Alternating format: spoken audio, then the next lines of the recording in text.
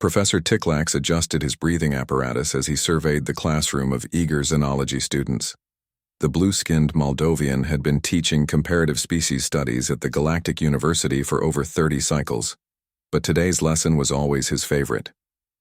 "Today," he announced, his voice translator crackling slightly, "we discuss the most fascinating and terrifying species in the known galaxy, humans." The classroom buzzed with excitement. Humans were a relatively new addition to the Galactic Confederation, having achieved faster-than-light travel only 70 years prior. Their homeworld, Earth, was classified as a Class 12 Deathworld, a designation that had initially caused many species to advocate for their containment rather than integration. "As you know," Professor Ticklax continued, "humans evolved on a planet with gravity 1.3 times the galactic standard, atmospheric toxins we would consider lethal, temperature variations that would kill most sentient species, and predators that would give even a Kranthian nightmares." A small iridescent student raised an appendage. "Professor, is it true they can survive radiation doses that would terminate most life forms?" "Indeed, Vel. Their cellular repair mechanisms are remarkably efficient. But today's lesson isn't about their biological adaptations. Today we discuss their weaponry." The professor gestured, and a holographic display appeared at the center of the room. It showed various human weapons through their history, from simple spears and bows to firearms and energy weapons. What I'm about to show you was classified until recently. The Confederation Defense Council has authorized its release for educational purposes only. The students leaned forward in anticipation as Professor Ticklax brought up footage from the Riftgate incident, the first and only time humans had engaged in interstellar combat. 10 years ago, the marauding Hive Fleet had attacked a human colony world. It was supposed to be an easy conquest. The colony was new, underdeveloped, and had minimal defenses. The footage showed human vessels, primitive by Confederation standards, engaging the technologically superior Hive Fleet ships.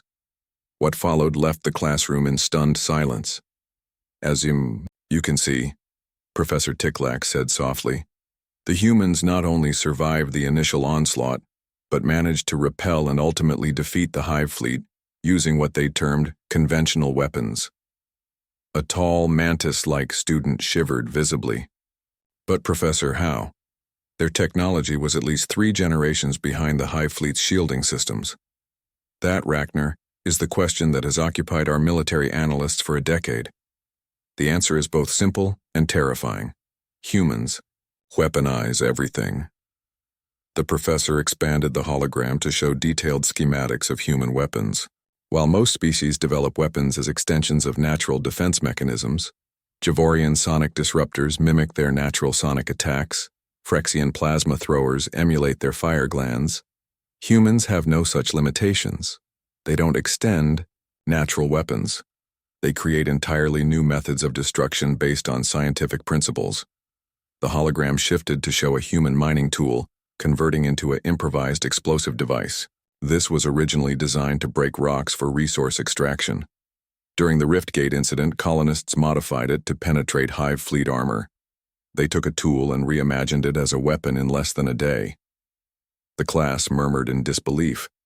"But the truly astonishing part," Professor Ticklax continued, "is that humans consider their current arsenal to be restrained. Historical records show weapons of mass destruction from their pre-space era that they voluntarily abandoned. Chemical agents, biological warfare, nuclear arsenals that could have sterilized their entire planet multiple times over." Fel's iridescent skin paled. "They willingly created extinction-level weapons?" "Yes, and then chose not to use them. Not from inability, but from ethical restraint. A species that evolved on a world where every day was a struggle for survival, developed a moral code that limited their own destructive potential." Professor Ticklax brought up one final hologram, footage of the peace treaty signing after the Riftgate incident. The human representatives were smiling, offering reconciliation rather than demanding reparations from the defeated Hive Fleet. This is why humans were granted Confederation membership despite their Deathworld classification. Any species that can develop such devastating weapons yet exercise restraint in their use demonstrates a level of wisdom many older species still struggled to achieve. The professor closed the holographic display.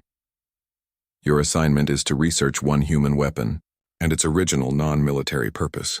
I want you to understand how a species forged in the crucible of a death world thinks, how they can see potential weapons in everyday objects, yet choose peace when possible.